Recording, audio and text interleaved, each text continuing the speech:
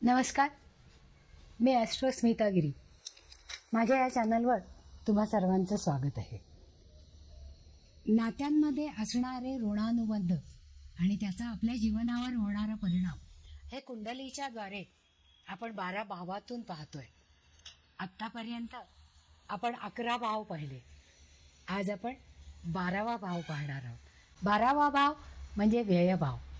व्ययभाव म्हणजे खर्चाचा भाव, म्हणजे अगदी शेवटचा, लग्न आणि मृत्यू याच्या समीपचा. आता मोक्षभाव म्हणजे काय? कारण तो मोक्षाचं स्थान आहे. ज्यावेळेस मोक्ष त्रिकोणाचं 4, 8, 12 ही जी स्थानं आहेत त्याचं सगळ्यात उच्चीचं स्थान हे 12वं स्थान आहे पहा. आणि त्या 12व्या स्थानावरनं आपण मोक्ष बघतो. तर मोक्षस्थान म्हणजे आहे काय? तर मोक्षस्थान म्हणजे परमेश्वराने आपल्याला भाड्याने जे शरीर दिलेलं आहे ते आपण आयुष्यभर वापरतो आणि ज्या वेळेस आपल्याला ते शरीर परत करायचं असतं त्यावेळेस तो मोक्षभाव किंवा तिथं शरीर जेव्हा पंचतत्वात विलीन होतं म्हणजे ते परमेश्वरालाच आपण परत करतो, तो हा मोक्षभाव. हा मोक्षभाव जीवनातील अतिशय सगळ्यात सुंदर भाव आहे.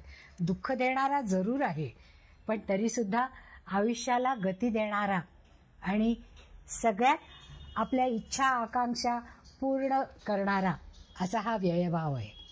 श्वास जोपर्यंत शिल्लक असतात तोपर्यंत आसक्ती संपते, ती अवस्था म्हणजे मोक्ष. कारण ज्यावेळेस श्वास संपतात त्यावेळेस आपण संपलेलं असतो.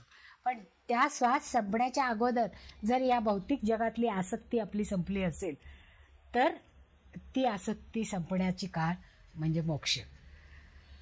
आपण काय करतो? आयुष्यभर झगडा करतो, नाती जोडतो, खूप पैसा साठवतो, सुखाच्या मागे लागतो, धनार्जन करतो आणि या चक्रातून जाताना त्यांना आत्मसाक्षात्कार होतो, म्हणजे आपल्यालाच. कारण लग्न म्हणजे आपण आहोत ना. तेव्हा या सगळ्या चक्रातून फिरताना आपल्याला आत्मसाक्षात्कार होतो. आणि व्ययभाव म्हणजे अष्टमाचं पंचम स्थान आहे पहा.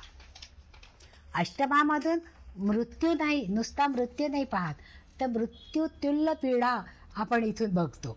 तर अष्टमात मृत्यू नाही तर मृत्यूस्तन्य तुल्य पीडा जेव्हा बघतो त्यावेळेस मोक्ष आपल्याला व्ययस्थानाकडनंच मिळतो.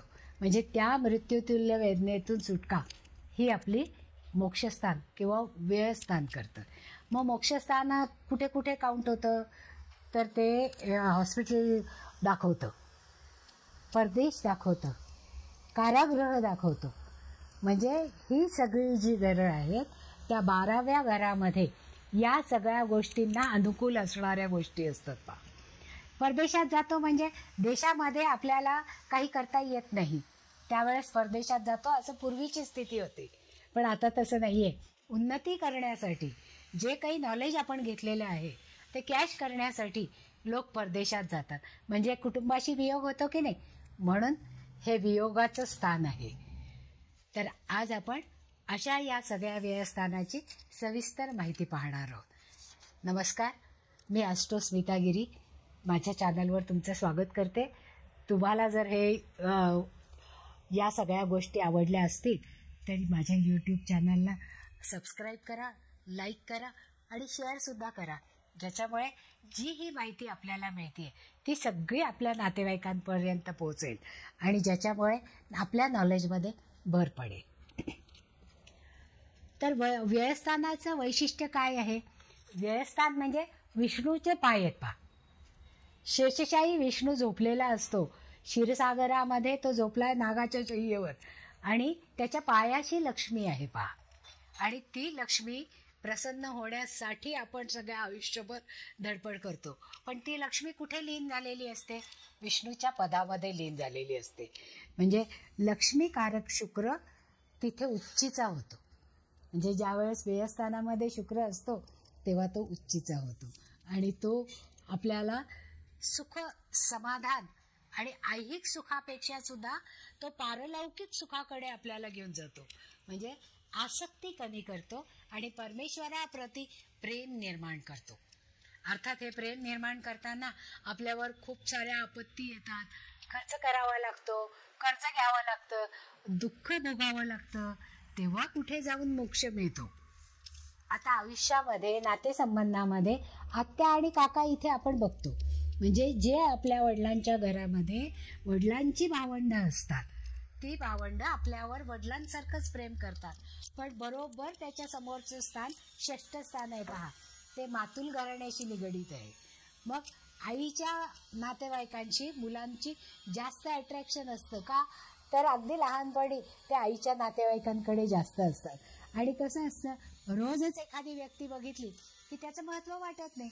म्हणजे जेव्हा आपल्या घरी ते जातात त्यावेळेस आत्या आणि काका तिथेच असतात, त्याच्यामुळे ते रोज रोजच बघायला मिळतात.